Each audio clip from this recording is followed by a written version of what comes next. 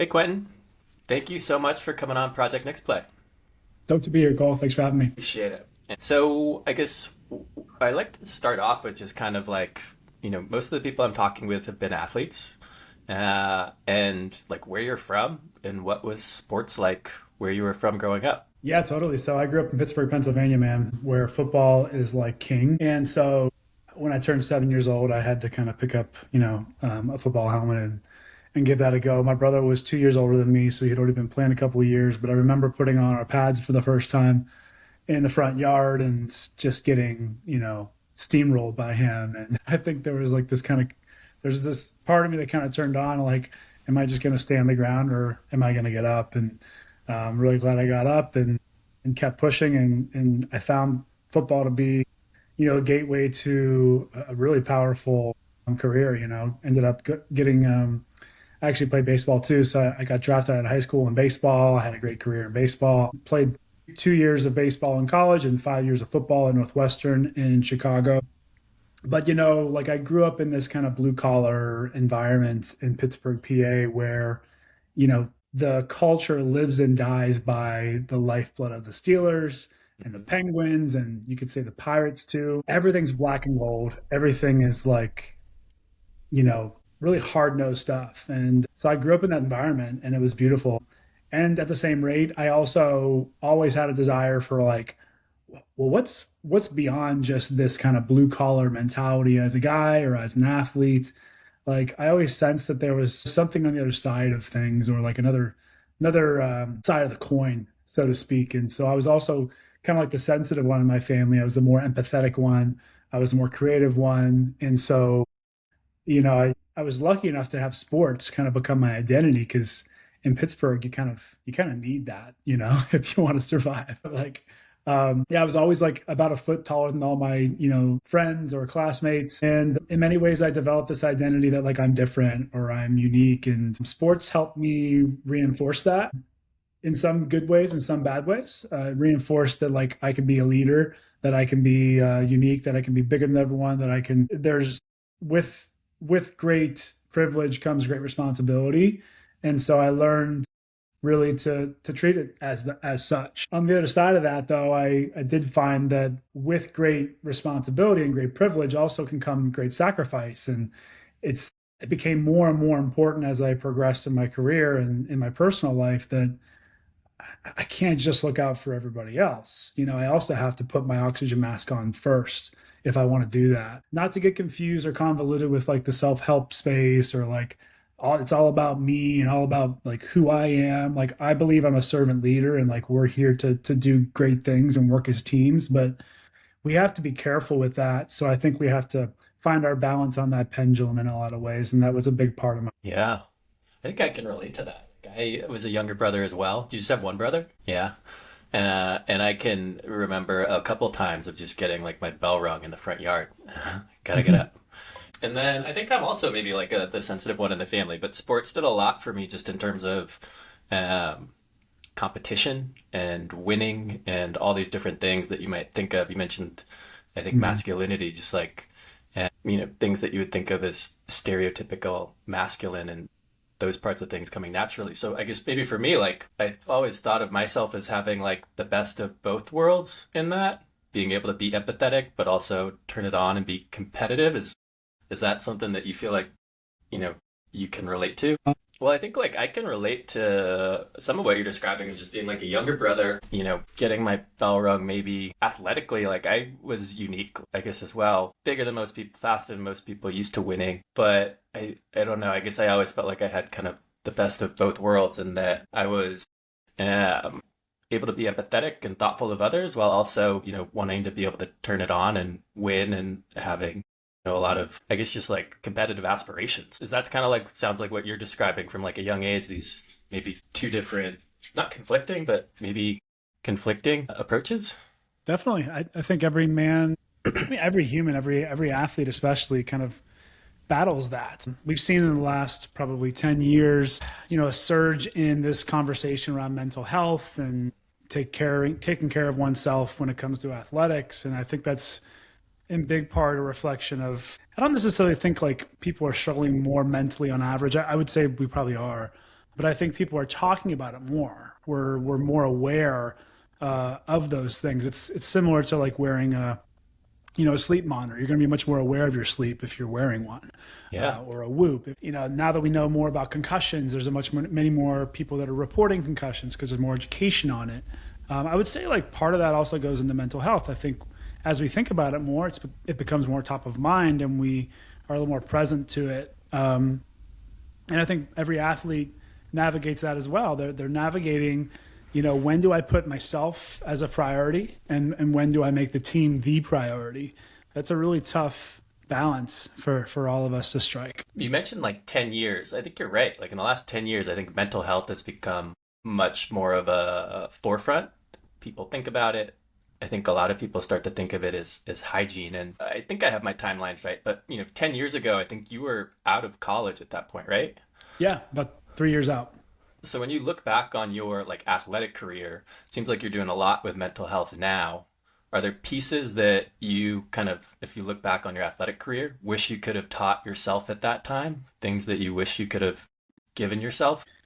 Yeah, as much as like what I do and what we're talking about right now, like is mental health, like I want to be also like really frank. Like I've been in therapy for many years. Like since I was 15, I went to therapy because I lost my mom when I was 15 to a sudden death. And that definitely kind of made a lot of ripples in our family and, led to me. I don't think I really had anything that I was necessarily dealing with, but I was dealing with some emotional issues just around my family and kind of the relationships that we had.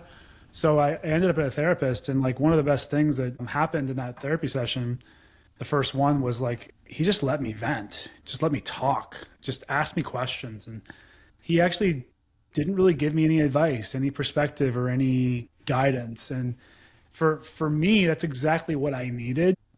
And I think that's often the first step that a lot of us need is in athletics. We just need like a bit of a safe space to open up and to talk. And, with the way that like modern therapy works, a lot of therapists kind of have their hands tied in many ways with how directive, prescriptive, and how much of like a loving nudge they can give to clients. And I think that it can be a bit of a hindrance because some people, like myself, like we actually operate pretty well with like tough love and tough feedback and like that directness. And that's a real skill that we have to build. So I should say first and foremost, like I've had, tons of experience with therapy and different things that can help people. But I've also felt like there's just a huge opportunity to give structure to athletes, to people that are transitioning, and kind of balance that like open space and safe space with a bit of that like loving encouragement. Yeah. So, well, first off, I guess, I'm so sorry to hear that your mother passed when you were younger. That must have been really hard. Yeah. But it sounds like there was maybe some good that came out of it, which was, finding therapy and having somebody just to talk to from an early age. Like when I think back on when I was playing soccer in high school, like one of the things that comes to mind for me is the majority of the questions were always focused around sports. They were always like, how is soccer going? How is this going? And was that something that was helpful, having somebody who was just asking you how everything was going, not necessarily? You mean when I was 15? Yeah. Well, yeah, definitely. I mean, I've found this in my own practice as well. Opening up, having those questions, having that space to discuss these things is just such a powerful vehicle for change. And that being said, like I don't think about mental health from a lens of like self-care or self-help or like even from a therapeutic lens. I think there are obviously a lot of situations where people need therapy, they need treatment, they need certain interventions, right? But like to me, mental health can actually be really, really simple. Like it really can. I think if we come back to some real basics, and this is where like I talk less about mental health and I talk more about emotional intelligence. Because it's one thing that I think we learned as athletes is we learned mental toughness, we learned mental strength, mental fortitude to persevere, to push through. But I think the second tool that a lot of us didn't learn is how to dig deep, because a lot of times sports became like our purpose. It became like why we show up. It became our identity, our purpose, our playbook. It became our brotherhood. It became like everything that makes us us and everything that makes someone like mentally healthy. Those are kind of the 4 or 5 key pillars. And so if you have all those taken care of through a sport, that's amazing, right? It's amazing. And what happens when that's gone? So the question becomes, okay, that's great that I had that through that, realm. I had everything literally written out for me. I knew what to do and how to show up and how to win and what success looked like. But now I don't have that. So now it's a rebuilding. It's a totally blank slate, and we have to start to rebuild that in our own way. It's a lot like starting your own business. It's you're building something brand new that's never existed before. It's going to require you to get down to like the brass tacks of it. Like, who are you? What do you care about? And you can't figure out what you care about and what your purpose is unless you actually tap into your emotions and you allow yourself to be frustrated by things, to ask yourself, like, what am I passionate about? What really lights me up? What do I enjoy doing? If you're numb to your passions and your fears and your frustrations, then you're not going to have a very fulfilling life, because you'll probably just go get a sales job or just go right to law school out of college, or you'll just go into whatever people think you should be doing. And I see Yeah. this so often. We just kind of take whatever is prescribed to us. Like, oh, athletes are really good at tech sales, or athletes make really good sports agents or fitness trainers. Like, that's all prescriptive. That's a cultural prescriptive based on a culture narrative. And like the work that I try to do, man, Cole, is like I try to strip all that away and ask the guy for the first time, maybe in a long time, if not ever, who are you? What do you actually care about? Who are you surrounding yourself with? What does your community look like? What's your playbook going to be for this next phase, and how are you going to measure success? So, that takes an army. It takes a team, in my experience, and we can't do that in isolation. I tried to do it in isolation for years, and it didn't work. So, I You put mean like together one a on game one? plan for guys to do it themselves Do you with mean others. when isolation? You mean like one on one? Well, isolation, as in like I just did it on my own. You Like, just did it on your own. I would sit in coffee shops trying to figure out like my business plan or what I was really passionate about after sports. And I had some mentors come by. One's actually like the head of entrepreneurship at, Michigan Ross. But it's interesting. Like, I had great mentors show up in my life, but I didn't have the emotional intelligence to actually receive them with grace and actually accept their support and their advice, because I think I just still had like some baggage that I was holding on to. I wasn't really willing to let people help me. And so, yeah, I didn't really, I didn't have to do it alone, but I thought I had to. And so I kind of did in isolation.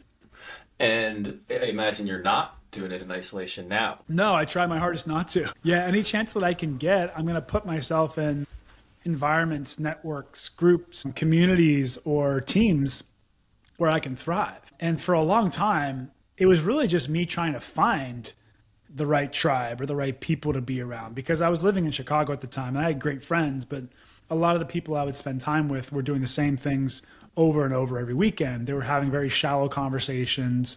They were chasing after women. They were, boozing and staying up until 2, 3 a.m. on the weekends. And it just became very old, very quick for me, because I wanted to do something different. I wanted to find like my groove outside of the game. And I knew that wasn't going to come from doing what everyone else was doing.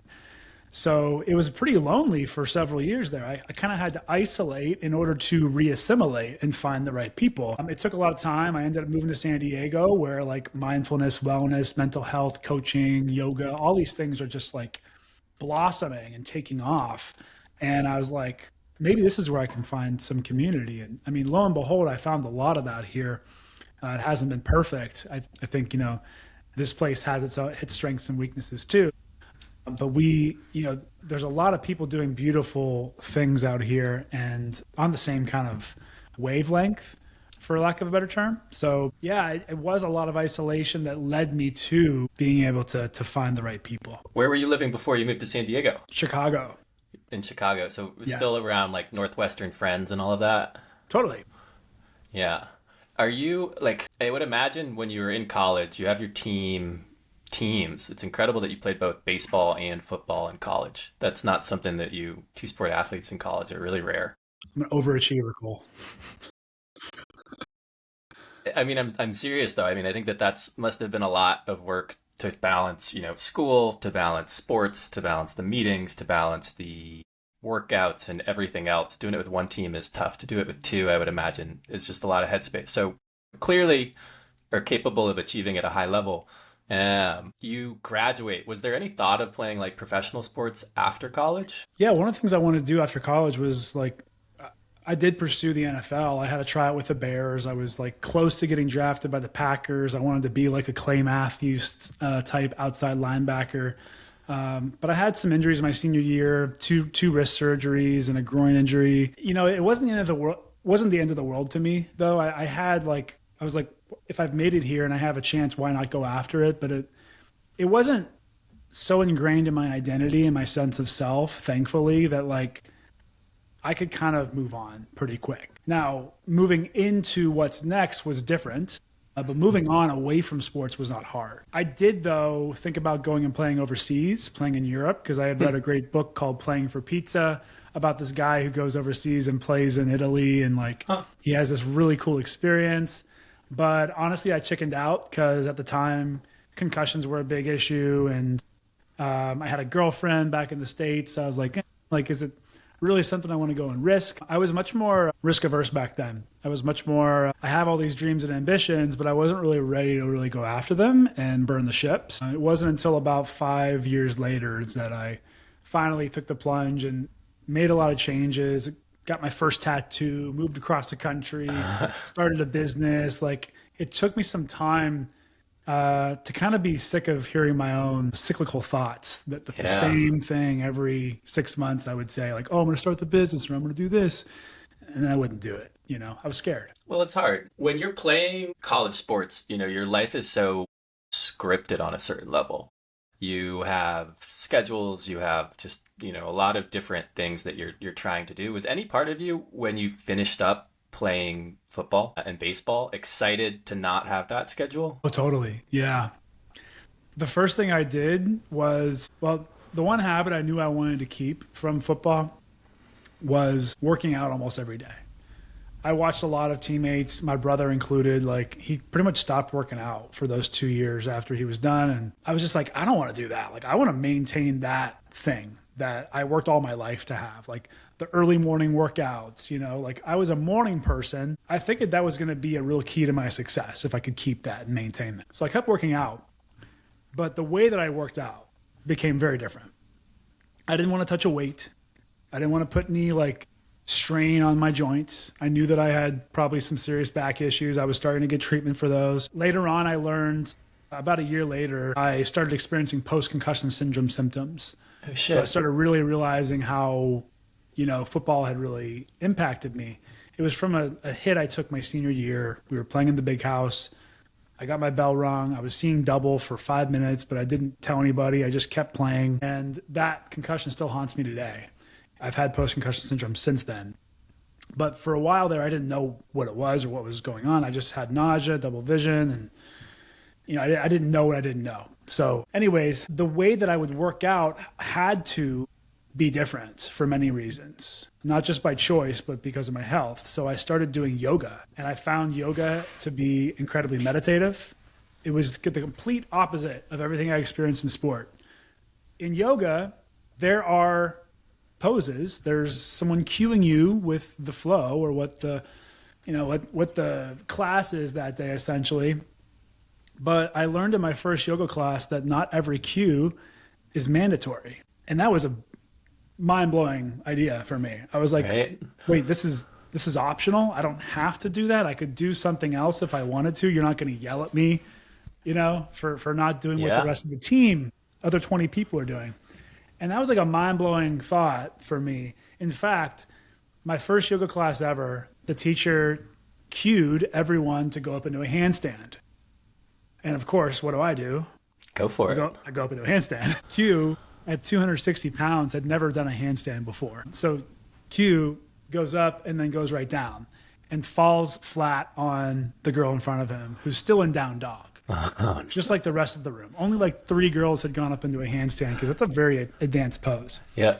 So everyone else is kind of chill and doing their own thing and really in their own flow. And class has to stop because there's a thud on the floor and this girl's like hurt. Oh It's no. embarrassing. And I'm like, I didn't even know how bad of a situation it was until flash forward several months. I'm like, wow, that was like a bad situation. No one ever pauses class. I've never been in a class where you have to pause it ever, except that. So turns out like this kind of, would you call it left brain like mindset Hmm. didn't work in every arena of my life. It wasn't going to work in the yoga studio, and it probably wasn't serving me in other areas of my life either. And so this is kind of my first introduction to like this yin and yang, this like balance, this pendulum, this like grit and this ease, this passion and this grace. These equal opposites that I was navigating were like right in my face. Hmm. And then we got to Shavasana at the end of the yoga class, and there I am. I'm just like laying there, and she's like, "Yeah, you're gonna lay here for about 5 minutes." I'm like, "And do what? What do you mean, just lay here? I've never done that before. If I'm laying down, I'm at least stretching or rehearsing something. Like I always have to be doing something. That's just my nature." And she just says, "It's Shavasana. Just lay, just be." And I was like, "Wow, that's a funny concept." But for the first time in my life, I experienced what you would call like altered states of consciousness. My nervous system actually started to regulate, and I felt what it's like to take a deep breath, not just to catch my breath, but to take a deep breath. And it was like life changing for me because I had never really rested my whole life.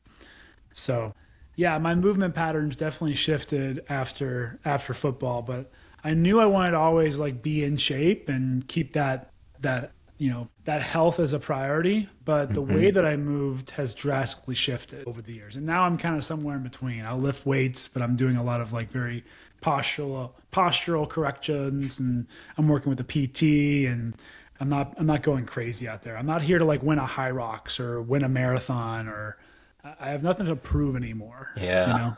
Yeah. For that period of your life, like right after college, done with sports, what were you doing professionally? So for about 6 months there, I worked on a tour for the Under Armour All America game. Oh. So I like this was just kind of like an interim job for me to do while I was waiting to go play overseas. Then I didn't end up going to play overseas, so I left that job after about 6 months, and I joined a startup. I thought, wow, I know what my purpose is. I knew what I cared about deeply at the time. It was the concussion issue because it was running rampant and it was becoming more and more of an issue, and no one was talking about it around me. Everyone around me was like, we just don't talk about that because there's no solution. You can't diagnose it. And it's kind of like our emotions as guys. Like, why talk about it if it's never really done anything good in the past? So no one wanted to talk about this taboo topic. And I'm like, it's like classic me, like, that's the topic I'm going to talk about. Hmm. And so, like, I went and joined this concussion startup that was helping youth sports and high school sports adopt more cutting edge protocols for their athletes. And it was a great experience, but we tapped out after a year. I helped us secure like a $250,000 seed round, but like I had to get out for personal reasons. It wasn't the right fit for me long term, and I needed something secure. I needed something, and I went and worked at Grubhub, where a friend of mine had just IPO'd with the company, and she was hiring some account managers. And I was like, I'll do this for a little bit, and then I'm going to go start my own thing. I'm going to get back in the concussion space. I'm going to revolutionize the way that we see concussions and mental health. And man, like I thought I was going to stay there for a year, and I stayed for 6, Cole. Like, and Yeah. I could not believe it. Flies by, right? I kind of got the golden handcuffs, and I got the applause and the affirmation of being invited to a new team. And I saw these opportunities internally because I'm an entrepreneurial guy. Like, I want to solve problems. So I start solving problems, and I start, kind of knocking on doors, and I get some opportunities, and I take them and run with them. And it was fun, but like the whole time, this is where I started to drive myself crazy. The whole time I was drawing up business plans and my exit plan, but I would never take the leap. I was just too scared because my business plan was never complete.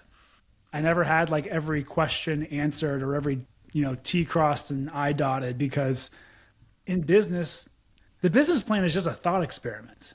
I didn't know that at the time. It's just a thought experiment. It's just like for instance, it's like, how are we going to approach this? Maybe if we face this roadblock, what will we do? Like, but you don't have to have everything mapped out. And I was such a perfectionist at the time that I ended up staying at Grubhub for 6 years, 5 years longer than I anticipated, because I was waiting for the perfect plan, the perfect opportunity, the perfect time, maybe the perfect person to come and like invest in my business, even though I wasn't going out there and pitching myself. I wasn't going out there and putting my neck out there because I was scared. So Yeah. maybe you're kind of sensing a trend here. Like the trend or the theme is that I was scared in a lot of ways. And like, I don't know, reading between the lines as well, like you're living in Chicago, it sounds like you're working for, a successful company. Life's not bad. It might not be exactly what you want, but that's another piece of it, I think, Yeah, which is like true. a lot of people would see that and think, oh, this is pretty good. Yeah. But what ultimately ended up, pushing you to get out? That's a really good question. I've actually never really been asked that question. I always say, like, I finally just kind of got sick of my own stories and talking about it, but not being about it. I was lucky enough to kind of start dating a girl who was moving to San Diego, or she was at least going to spend like a month there. She was going to kind of go, she was going to go, what do you call it, nomadic. And she was going to go to Mm-hmm. Guatemala and Costa Rica and all these different places and just kind of see where she ended up. And she gets to San Diego and I'm like, I've literally been thinking about moving to San Diego or Austin or Denver for the last like 2 years. I've been talking about it because like those are where there's just cool things going on. I felt like those would be my people. I felt like there was a cool startup scene going on in Austin. It was starting to pick up.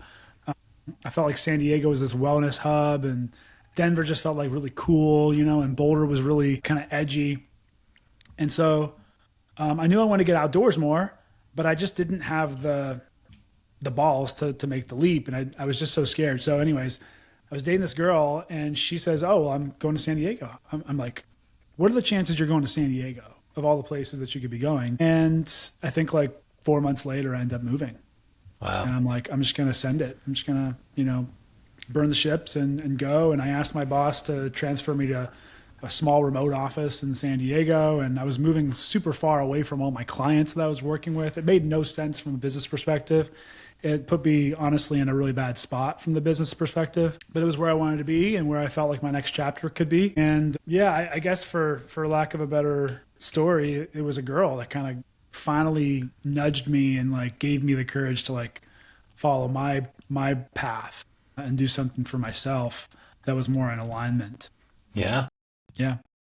It was a girl for me too. I live in San Diego also. It's just a coworker, but we had like one remote worker at our company. I was living in Boston at the time, and we were at our office party. I was like, I really want to move to San Diego. I've been talking about moving to the West Coast for the last however long, a couple of years, similar to you. And she was like, well, just come out, sleep on my couch, look at apartments, see if you like it. And I think I went out on like December 27th, like right after Christmas, flew out, was there for a weekend, found an apartment that I liked, signed a lease the next Monday. So, the 29th or something. And I drove out on January 1st.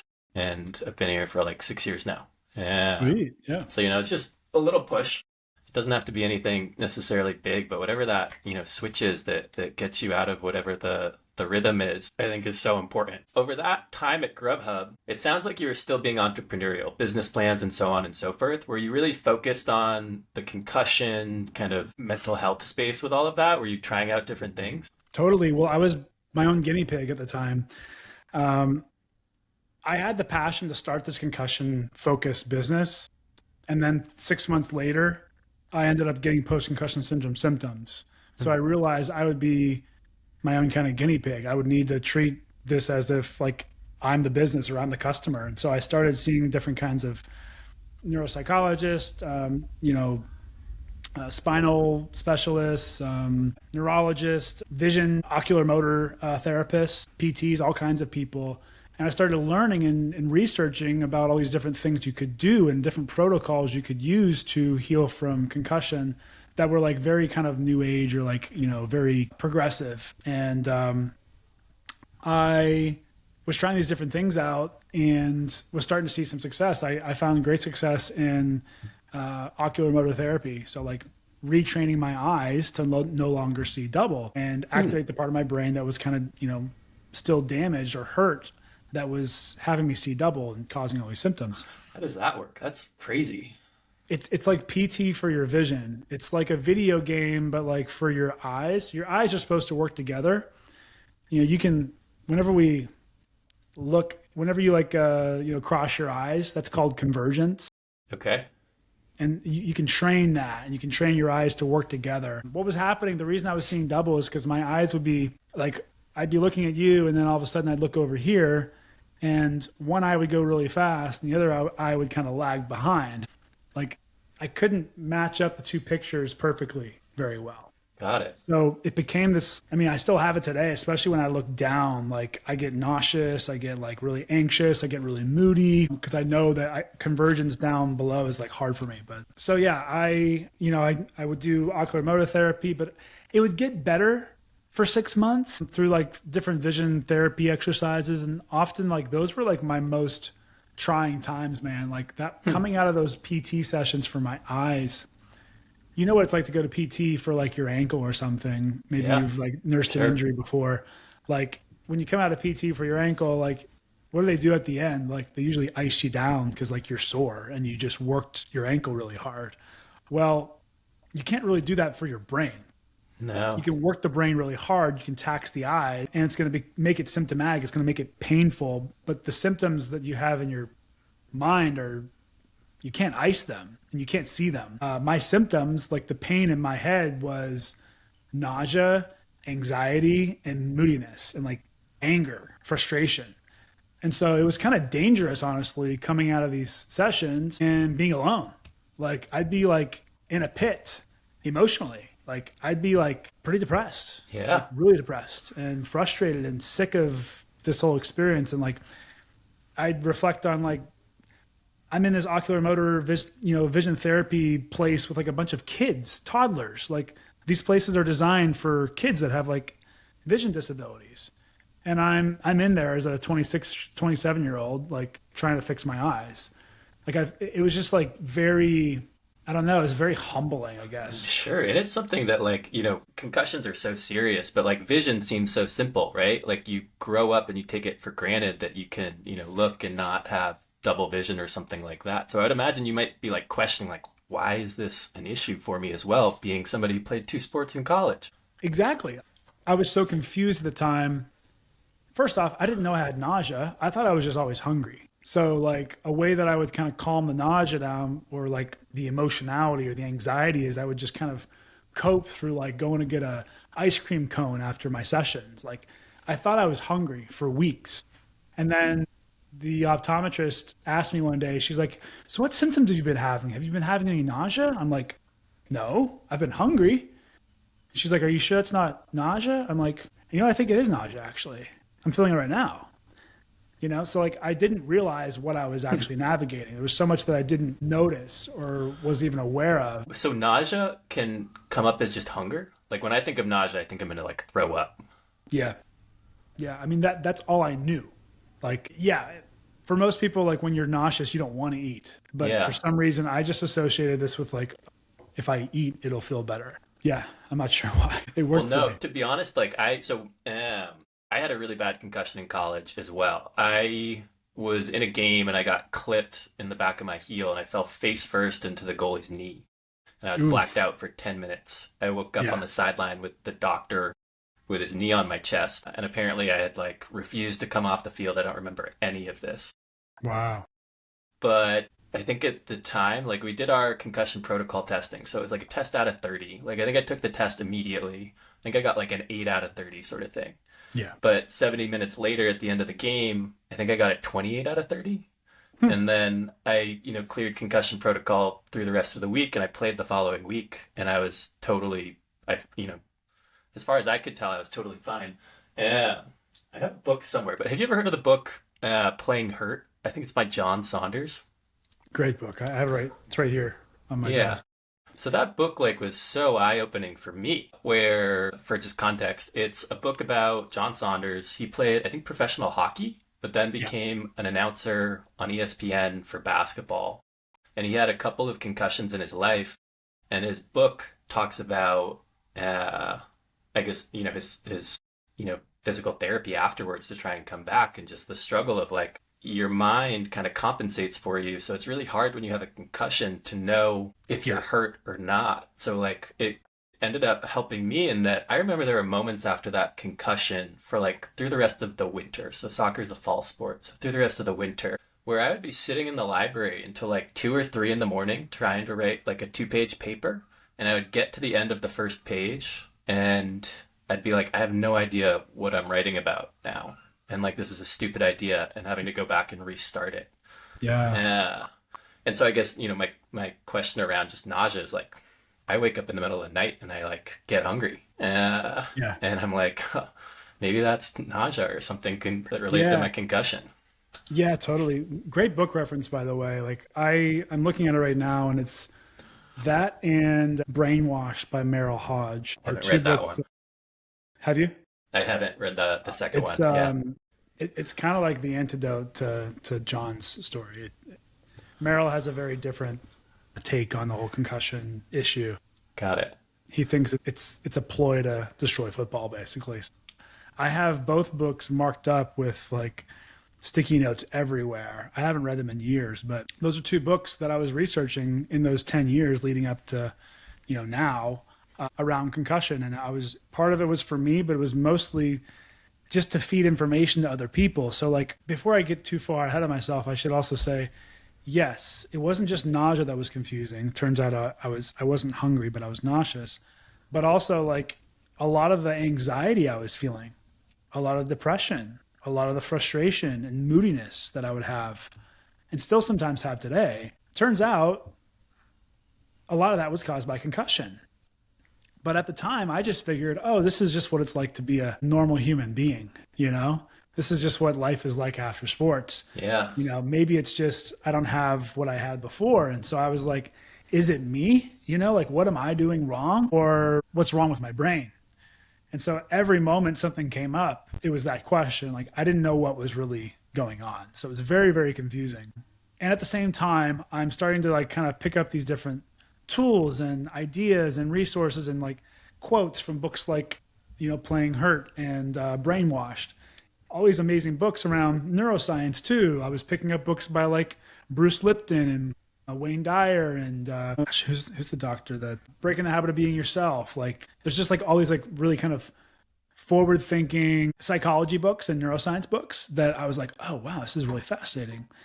And then I was studying all these different treatments for concussion and brain health long term, like meditation, like at the time psilocybin and psychedelics was like, like one of the things I would even like say like explore, like recommend. I wouldn't recommend it obviously, but I would say this is worth exploring because at the time it was like very new information that like this could actually improve your brain and your neuroplasticity. And now it's proven. It's like in the science everywhere. Ibogaine, ketamine, psilocybin, all these psychedelics can literally rebuild neuroplasticity in your brain. And so I was like putting together all these like protocols of like magnesium and fish oils and these things my doctors were telling me to take. And my first workshop was actually called Hacking CTE.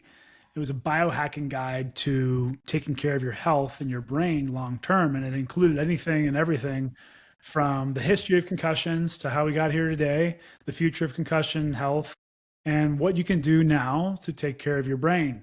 Honestly, I was almost just like a brain hacker. That was like going to be my main focus. What was the response like to that? Like when you were starting to put that out, that was a time when concussions were, very front of mind. I remember there's like a movie coming out. This was actually before all that. So I Okay. was too early, Cole. Like I was talking about this stuff when like I said, none of my teammates wanted anything to do with it. Got it.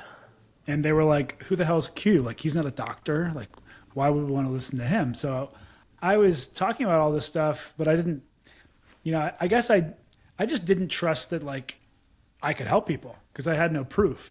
All I had was like my own use case. And who's to say if it works for me, it's going to work for somebody else? So, I ended up kind of pivoting from being more like brain hacking to mindset hacking, which was like a space that I could sink my teeth into really easily, like with my background as in sports performance and like mental performance, like as an athlete and a leader in my teams, like, it's like, oh, maybe I should explore this men's work stuff. That's going to be something that can help hack our brain and hack our physiology. If we can get in a space where we can talk about our depression or our anxiety or our frustrations or our moodiness or even our nausea, like this would be dope if we had a space like that. They don't exist. They do exist. They're called men's groups. So I learned about that. I learned about leadership development and emotional intelligence and emotional awareness. And I just learned all these tools over the years that kind of became the missing link. Because I realized, Cole, like it wasn't just because I was scared of like, putting the hacking stuff out there and, being called a quack. It was also because like that stuff was only getting me so far. Because what I realized was I would get better in my PT sessions after 6 months, but then I'd get worse again 6 months later. And I'd have to be back at the PT shop again and do more treatment. And it wasn't cheap treatment. So I was like, what needs to shift here? The thing that shifted for me was realizing and being confronted and being shown and being coached around the reality of my situation, which was the brain health is what it is. But right now you're operating as a scared little boy, Q. Like you're letting this fear get the most of you by not pursuing this business, by not even talking about concussion, by not bringing it up to your teammates anyways, even if they don't want to talk about it, by holding all that stuff back and just isolating, you are crushing yourself. And you're crushing your dreams and you're crushing this purpose and you're crushing your opportunity to help people. So get out of your own way. We're all looking to you to do this. That was the coaching I got in this leadership training. Go lead. And it was like a huge wake-up call for me. And the moment I made that decision, like I'm going to step out, I'm going to lead, I'm going to like make this change and stop playing on the sidelines, playing not to lose, was the moment that my concussion symptoms vanished overnight. I went back to my optometrist the following week. He said, what's going on? Your eyes are back to normal. You don't need to wear the corrective glasses you have on anymore. You can give me those back. You don't really need to come back and see me much. Come back in a couple weeks. He was not shocked actually because he understood what I had gone through the previous week. He was like, oh, that actually makes sense. Because he understood the psychosomatic connection. It's a lot like the placebo effect, which is something we scientifically can't account for. It's in every single study. It happens in every single way, but we don't know how to prove why it happens. It's kind of like it's all in your head. But when you make a mental decision that I'm going to take a different route, your life doesn't just feel better, it gets better. Everything can change from a mental decision, an emotional decision. And so that's what happened to me. And thankfully, since then, my symptoms have been like really, really minimal. Like they come back here and there, especially when I'm in a mood or I'm not on purpose or acting. And, if I'm letting the fear get the best of me, that's when my symptoms come back. Huh. How long ago was that? That was 2019. Wow, it's a while. Yeah. Yeah. And I guess, how would you describe what you do now? Yeah, so flash forward, I kind of put all these things together. I mentioned the 5 pillars of identity. Who are you without sport or like your titles, even your career? Who are you at the core? You need to define that.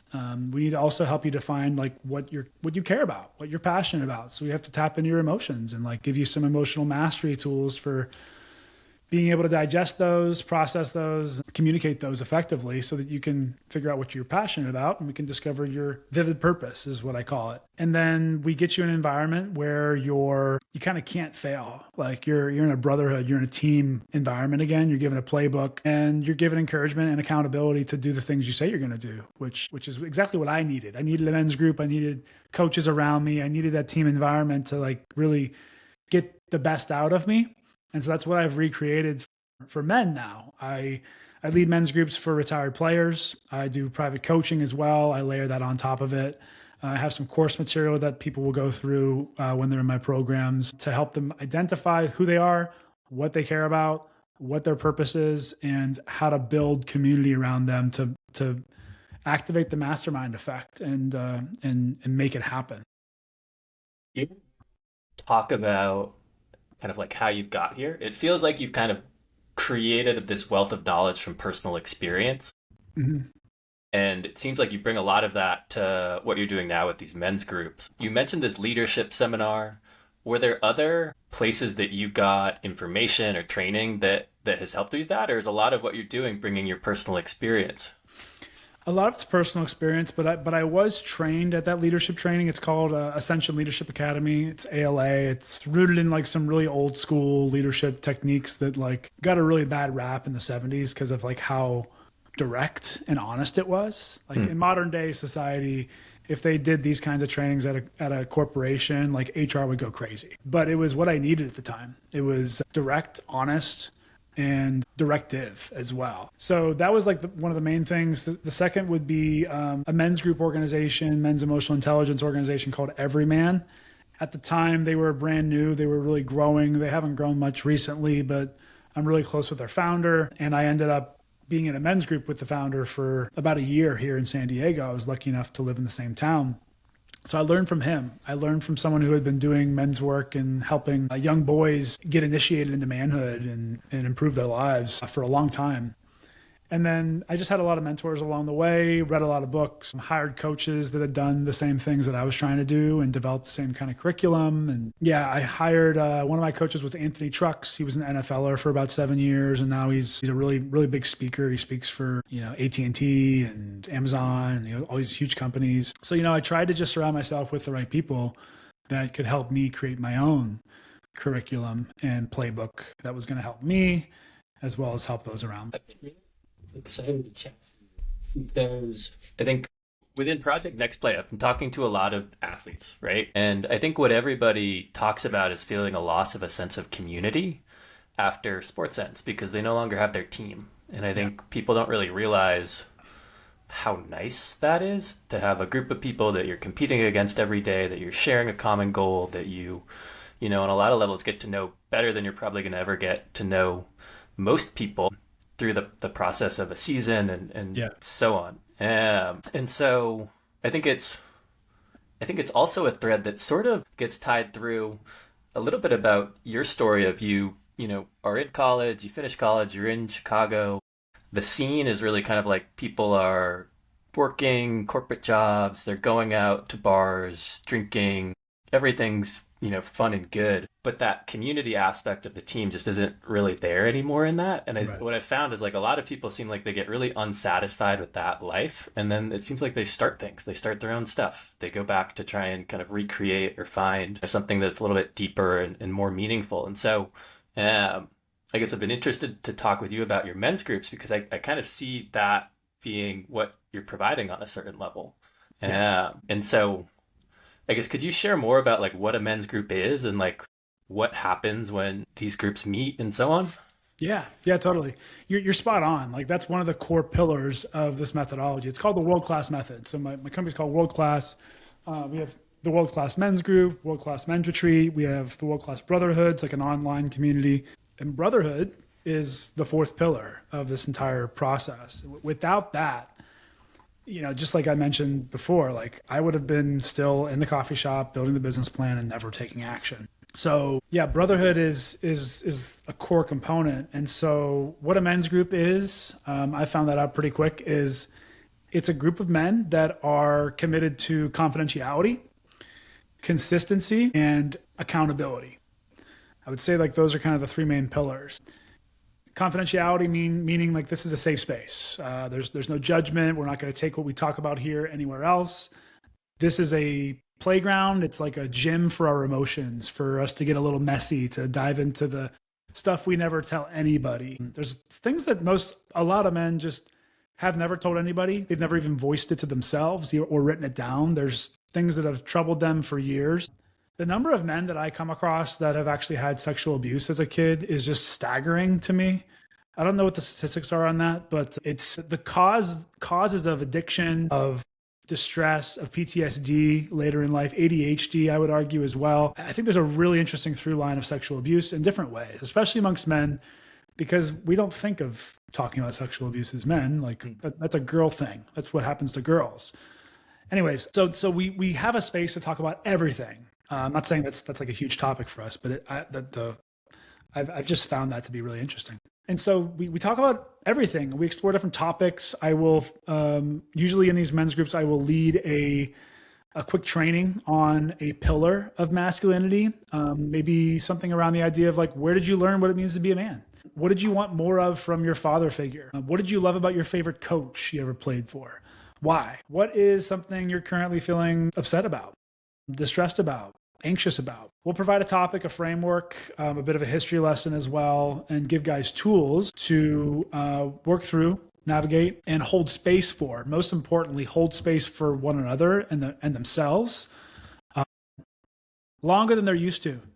You know, we like to deflect our emotions. We like to joke them off or get busy or get, you know, turn to our phone and scroll on social media before we'll take a look at our emotions. So we just hold space for it. So number one is really that kind of confidential space, confidentiality, commitment, And having a accountability. committed group of guys. It's one thing to just go to like a weekend retreat or like a, you know, 1 day intensive or a workshop you see that Tony Robbins is hosting. That's great. Yep. But so many people go to those events and they don't really implement or integrate what they learned. And so like 2 months will pass by and it's kind of like me. I'd go to PT and then 6 months later I had to come back to PT. I had to come back and get that shot in my arm, you know, get that kind of refresh. And so like what we do is we create consistency. You're committing to at least 3 months. A lot of the guys stay in our groups for like 12 to even 24 months. Like Hmm. I've been in groups that have lasted for 3 years. And so guys part ways or they move or things happen, you know. But it's that consistency that really breeds confidence, knowing that this group has your back and they're going to be there not only for you, but their goals as well. So we always invite guys into a commitment, not just a weekend or a 2 hour thing. And then I forget what I said was the third thing. I The think it was third accountability. accountability. Yeah, yeah. There's nothing like there's nothing like good masculine accountability, loving accountability, because you can be in a space like that and you can open up, you can talk about what you're dealing with, but honestly, like what good does that do beyond just processing? It only that only works until eventually you need to do something about it. We need to give you some directives. We need to help you come to your own conclusion of what do I need to do now? How am I going to change this? What's my stretch this week? How am I going to get uncomfortable? And so every guy will come up with a stretch each week that'll be practical, tangible, measurable to them getting outside their comfort zone and making a change for that week. So it's like a microcosm of like personal growth. It's kind of like you're back in, you know, a locker room. You're getting coaching, you're getting that commitment and that accountability. What do you think, or I guess, what do you do to try and, get men to share? Like, what do you think are the factors of these men's groups that allow people to feel comfortable? I say this with a lot of humility, but number one is like the leader has to be grounded. They have to be like trustworthy. They have to have done some of the work themselves. No one's going to open up to you if they don't trust you. If they don't trust that you've been through this, like why would I share it with you? So many men have had things used against them, you know, or they've had like really crappy experiences with father figures or male figures in their life. And so one of the biggest things is like having a grounded leader that models that and is like a safe space, but also is willing to go first and share the really vulnerable thing, the really like, you know, nasty thing that they don't want to talk about. But that's how safety is created. It's like a domino. Someone has to go first. And the important thing is like if I do go first, everyone around me has to be judgment free. They can't like rub my nose in it. They can't make fun of it. They can't, you know. So you have to have a set of agreements. You have to have a structure that says this is confidential. It's a non-judgment space. We're not going to put each other down.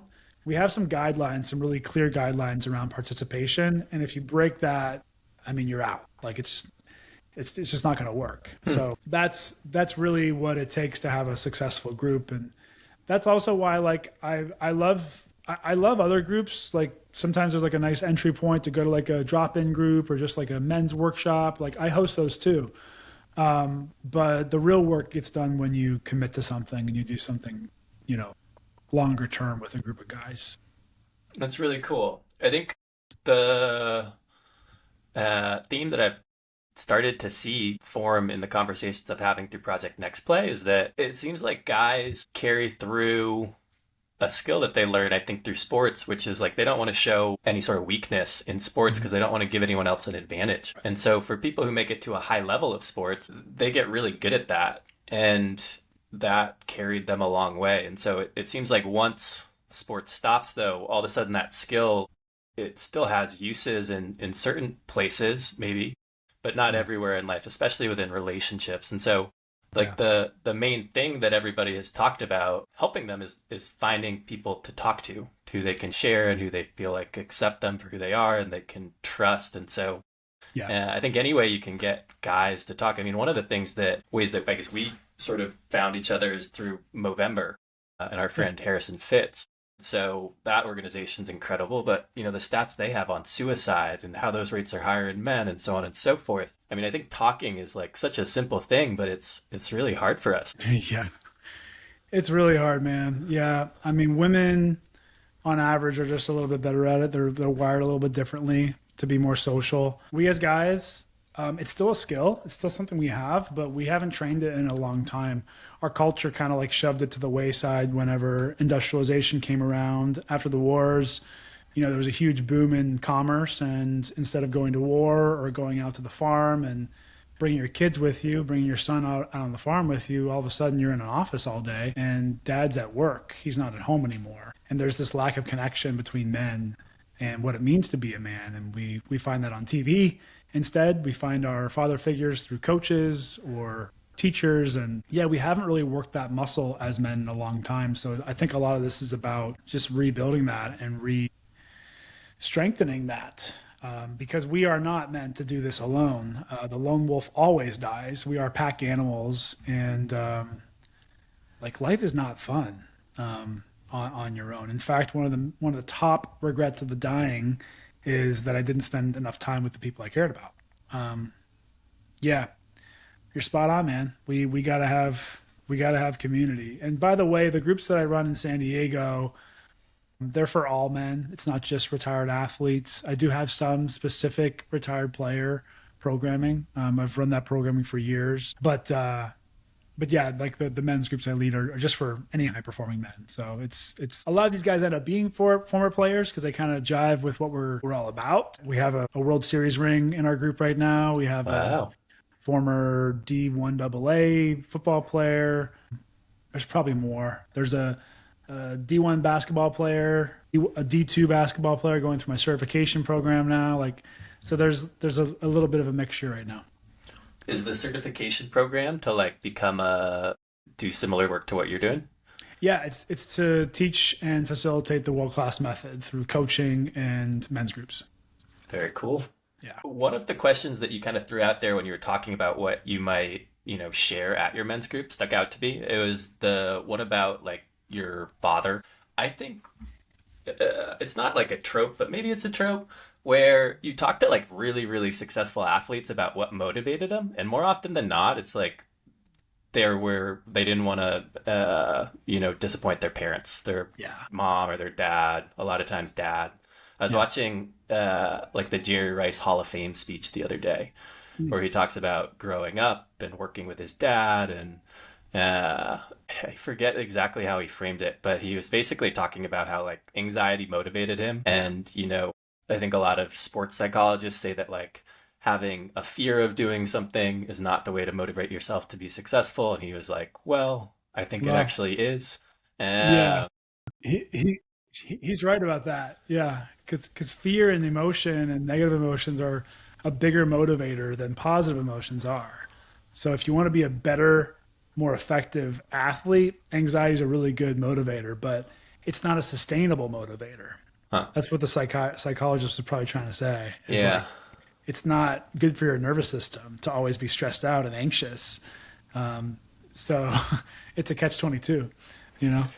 But I think anxiety is like a big motivator. Like and I think that sort of also ties into if you're an athlete and anxiety is what's motivated you for so long, that's something that maybe is sustainable within your athletic career. But once you get outside of sports and you have to do other things, all of a sudden it isn't. Yeah. And I think there's more that goes into that I've been trying to wrap my head around. If anxiety is what's driving you, getting exercise is a really good way of dealing with that. I think there's like a Mhm. balance that athletes get from just their lifestyle.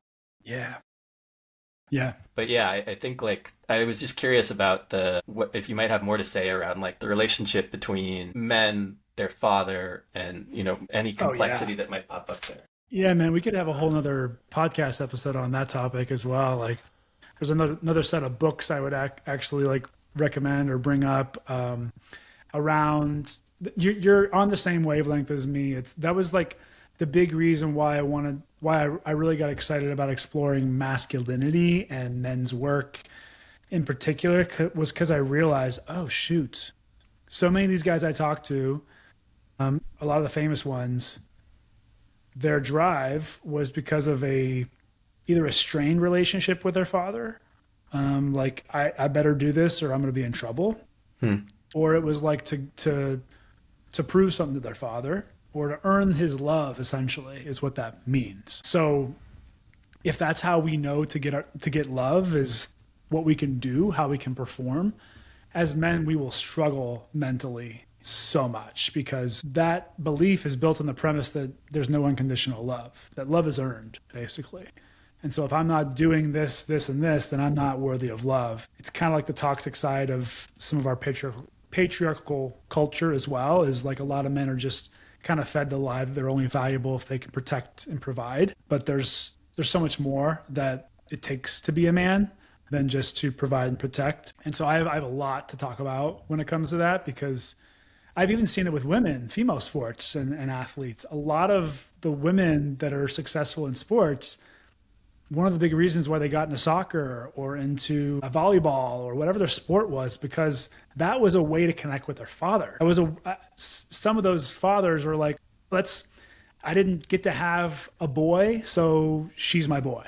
You know, she's the spitting image of me. And so like I've seen that happen as well, where there's this really interesting connection between daughter and father that is worth exploring as well.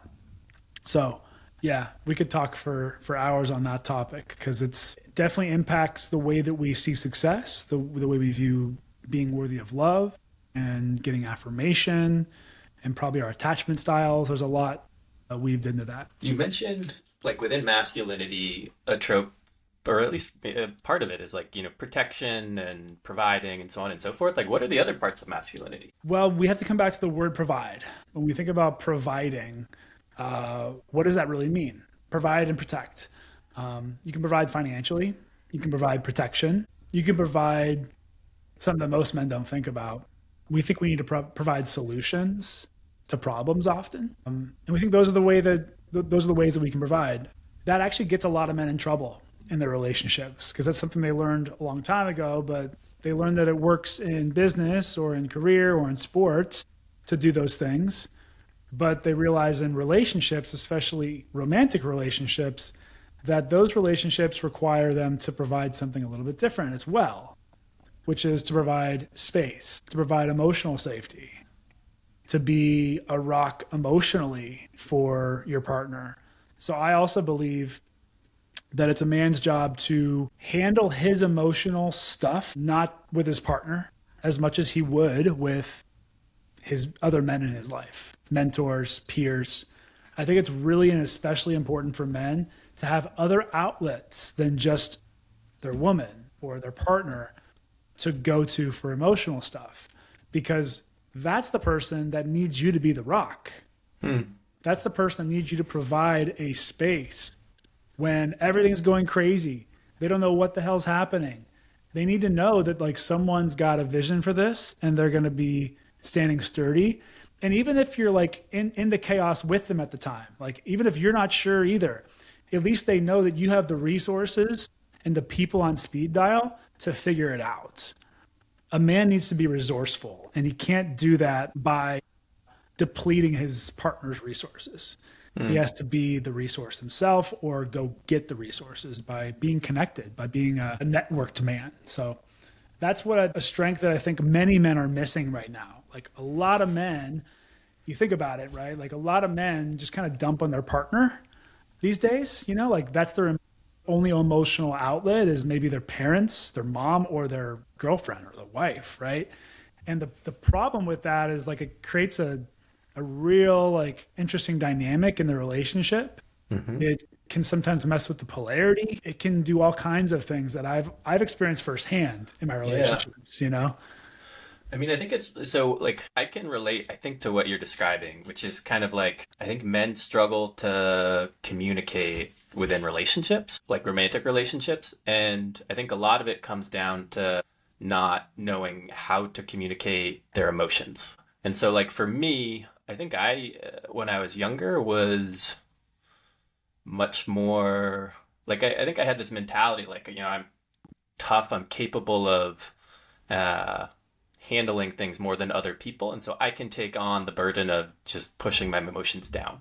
Yeah. And if somebody else wants to share, that's awesome. And I'm here to be a listener. And if, somebody else is going through something, I'm going to be there for them 100%. But like, I don't need to have somebody there for me in that way. And what would end up happening is, eventually it would boil over and I'd like explode and everything would come out at once. Right. And so for me, it was like a relationship that I had, I guess, after college, where in my mind I was this really good communicator because I was, emotionally calm, maybe. But through probably like my first real relationship and those experiences of like everything boiling over so often, I think I kind of learned what you're describing, which is like that girlfriend was like, well, you don't talk to your friends about how you're feeling. And then you come to me and you lay it all on me. And, you haven't like fleshed these ideas out. You don't, have a second opinion on it. You Yeah. haven't even talked to like your parents about these things. Like you don't share.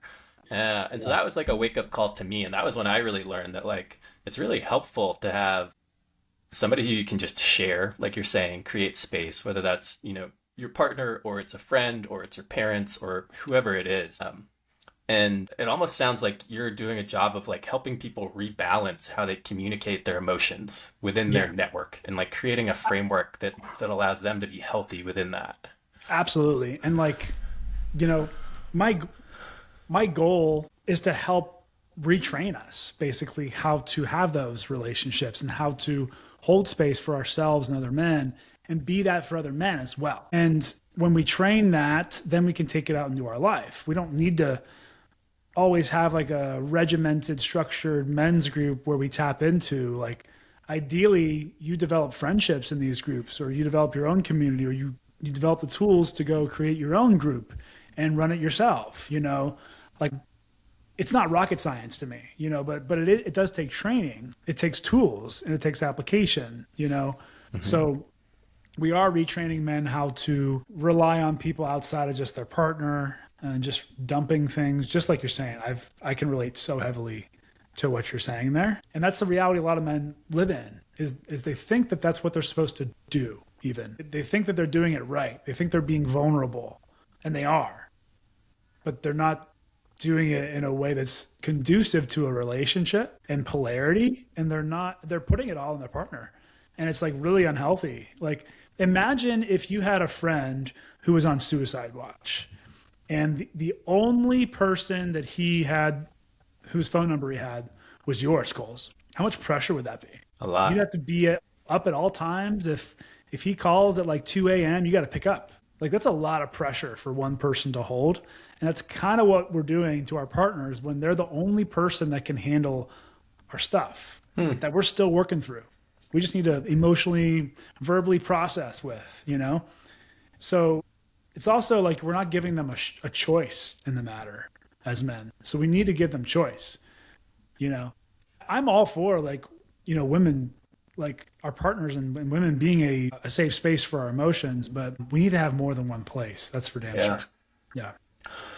You said that a lot of these men's groups meet for like 12 to 24 months. Like once that ends, what do the guys do? Do they continue to talk, amongst that group? Do you encourage them to find other places to go? Like if so, like where? Yeah, I mean, some guys kind of get what they need and they move on.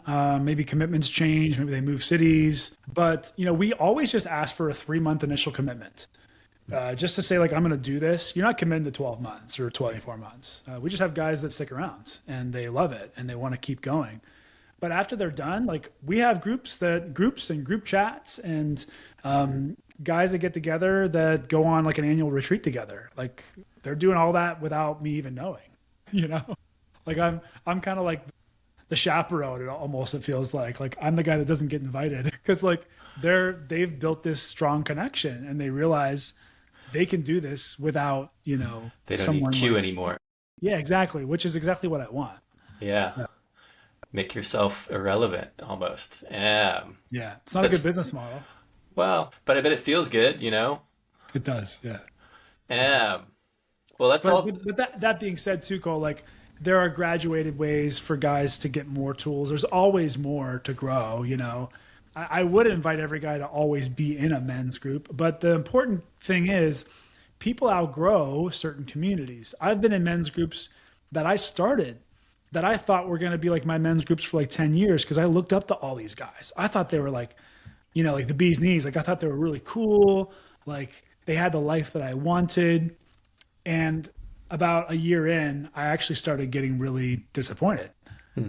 because I started seeing the ways that I had put them on a pedestal and I was growing in a different direction than them. And I had to end that men's group after 2 years because like it just didn't work for me anymore. I didn't look up to them the way that I did before. And I needed to be around other guys that were going where I wanted to go. So that led to me shifting groups. But so I think it's just a phase of life thing too. And you're going to find the right guys at the right time for you. Yeah. I have two questions that I've been curious about. I thought about them a lot coming into this. The first one is so, like, with a lot of your posts that you do on social media and whatnot, there's a huge focus on masculinity. And masculinity, I think, is, such a buzzword at this point. Toxic masculinity, so on and so forth. And so I was curious, like, do you get negative responses from that? Because, like, I'm, to be honest, like, Yeah. surprised by how this conversation has gone. Like, in my head, was thinking that, like, the masculinity was more focused on kind of like what you called out as, like, the standard knowledge or I guess like understanding of masculinity versus, this flip side that you brought up afterwards. And so, like, is the follow up to that also is like, is that intentional? Like, do you get negative feedback around that? And is it intentional that you word it that way? In what way were you surprised by this conversation? What were you expecting it to go? I think a lot of the social media is focused around like masculinity, being a man, so on and so forth. And a lot of those are like tropes for, I think a lot of the things that you're calling out are like misguided almost. Oh, okay. Yeah. The common definition of masculinity. Yeah. Yeah, totally. Yeah, you're right. Yeah. I wouldn't say I'm like trying to clickbait people there. That's kind of what you're asking is me saying I'm talking about masculinity, is that trying to get people to come in so that I can kind of like turn their world upside I down? wouldn't say clickbait. I guess where Yeah. my head was going with it was like somebody who might be attracted to that might be a person who struggles with the other side of masculinity that you described. And Yeah. like if they were to relate to what you put out there, that might be like a great person to come to a men's group and learn about these different Yeah. ways of communicating. Yeah, that's a good point. So, well, I do have my own definitions of masculinity, as we can tell, right? I think you do too. That Yeah. would probably go against a lot of pop culture's definitions of masculinity. But I think I also try to do a good job of saying what most people aren't comfortable saying, Hmm. which is that masculinity actually isn't as toxic as everyone makes it out to be. Yeah. That you can actually be a man and have feelings at the same time. And we don't have to live in this like polarized echo chamber of our own thoughts Hmm. and social media feeds. I'm really trying to bring a balanced approach to it. And so, like, some of the things I say might feel to some people like, where'd that come from? Like, I actually made a video about Andrew Tate about 2 years ago. Just me mentioning Andrew's name.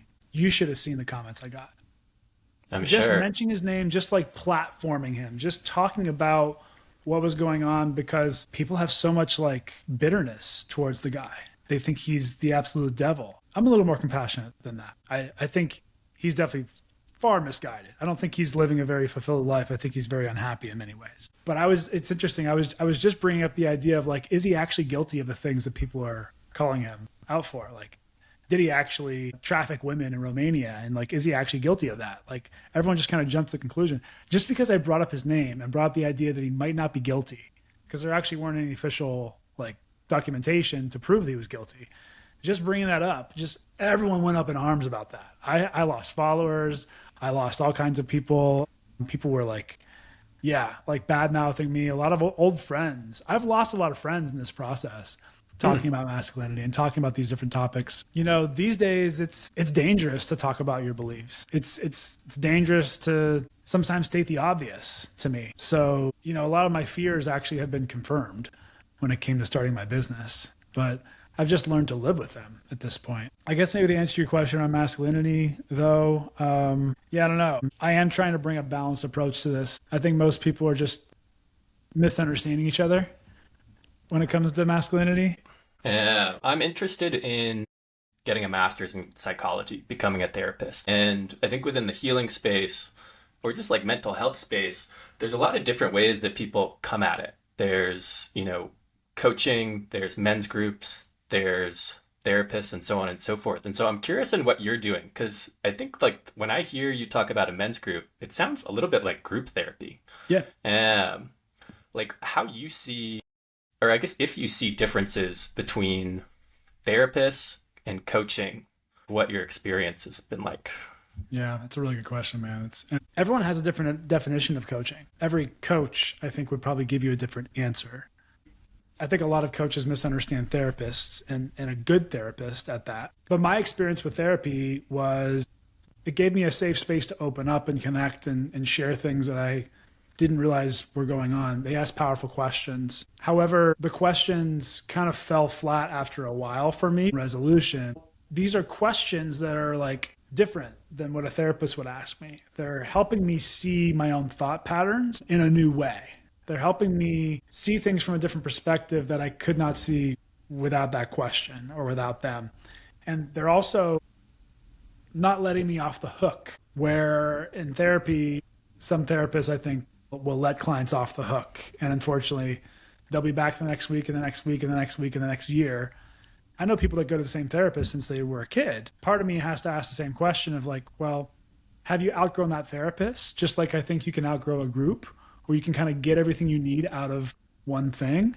And so it doesn't align anymore. So I have like the same thing happens with coaches. Like people have been working with the same coach for like 3 years. It's like, well, that's great, but because they know you really well and they can support you, but maybe there's something else, that this person can't help you see. Yeah. That you need someone else's lived experience. So anyways, the big difference between coaching and therapy, I find is that coaches can be a little more honest and a little more directive. So I don't have like my kid gloves on. I can say something that will definitely get me fired, like sometimes actually my goal is to have them fire me because I want their triggers to pop up. I want them to see their triggers for what they are and give them a chance to navigate them and work through them. I think we could talk a lot more about that. I'd love to hear your perspective. Just real quick to kind of differentiate between men's groups and like group therapy. I actually don't have a good informed opinion on that. I haven't been in group therapy myself. I've just been in men's groups, but they are very similar from what I can tell. It's just, I think that if I had to guess, I would say group therapy, you get the benefit of hearing other people's stories, other people's perspectives, other people's struggles, and therefore you can see maybe your situation isn't as bad as you thought it was, or you can relate to their story and you can actually have growth through just hearing them navigate it and process it and what they've done. So you get a lot of coaching just through listening and sharing. But I don't know what the therapist does. Like what is the therapist then also sharing? Is the therapist going first and being vulnerable and talking about the things that they've dealt with to sort of serve as a model? Because what I found to be really important for men, Cole, is like guys will see through your BS. Like men will, like if you try to tell a man how to be a man and you're not doing that, if you're not walking the talk, most men will just sniff that out and they'll be like, screw this guy. I'm not listening to this guy. So like we learn best as men through modeling. So I think like it's my biggest job is to do my best to live up to what I talk about, and not say something that I've not lived. You know what I mean? So Totally. Yeah. And yeah, like, to be honest, I think that there's so much overlap. Like to be yeah, honest, like don't really know a lot about what the difference would be either. Like when I yeah, was looking into the stuff that you offer, I think maybe through your website, I was like, I think this is great. I think this is like hmm, finding other people who you can relate to and share with, who are holding you accountable and so yeah, on and so forth. I think within like group therapy led by a therapist, a lot of times the therapist isn't. Like I guess the example that comes to mind for me where like group therapy is supposedly really, really helpful is people who have borderline personality disorder, which is, a much more serious disorder than, that's a very serious disorder. But it's a place where like people with borderline personality disorder they're really manipulative. They are really charismatic and so on and so forth. And so a lot of times they get away with things. And when you put Mm. them in a group therapy setting, they all have borderline personality disorder. So they all see each other and what they're trying to do. And so they hold each other accountable. And in that Ah, scenario, like the therapist isn't somebody who has borderline personality disorder, but they're helping them lead that group. And so huh. I'm still really new to all of this stuff. Like I took 3 prerequisite classes this past fall. I got into a master's program for this spring, which I deferred because I'm applying to a few other programs, Mm, but I'm cool. planning to start this fall. So I guess I'm still learning a lot about it all. And again, I think there's like so much overlap. And so I think part of the goal of Project Next Play is like, what are the resources that are out there? Like, Mhm. what are the ways that people who are struggling can try and get help? And I guess I think there's a lot of different ways that people can do that. And it seems like the work that you're doing, people are finding a ton of value in. And I think it's one of the hardest.